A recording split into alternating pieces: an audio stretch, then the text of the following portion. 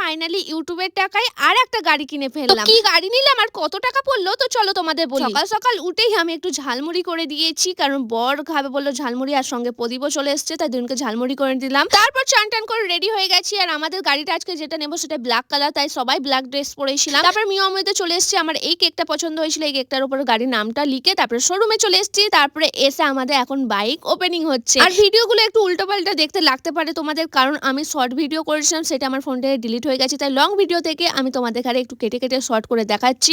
আর long video কিন্তু আমার চ্যানেলে পোস্ট করে দিয়েছি, তোমরা ওখানে গিয়েও চেক করতে পারো, ভালো লাগবে তোমাদের। আর এই দেখো আমাদের নতুন বাইক, তো বাইকটা কেমন লাগছে কমেন্ট করে অবশ্যই বলবে, আর লং ভিডিও গিয়ে অবশ্যই চেক করতে পারো। আর নতুন বাইক নিয়েছি তো ঘুরতে তো যেতেই হবে, তো আমরা বাইকটা নিয়ে আমরা ভাবলাম যে মেমারিতে যাবো, কিন্তু মেমারিতে তেমন কিছু ছিলই না। তারপরে চলে যায় শক্তিগড়ে। না শক্তিগড়ে ল্যাংচা খেতে আসিনি, আমরা জাস্ট কিছু খেতে এসেছিলাম, বিরিয়ানি ফিরিয়ানি, কিন্তু বিরিয়ানি ছিল না, তাই ফ্রাইড রাইস চিলি চিকেন এইসব খেয়ে চলে আসি।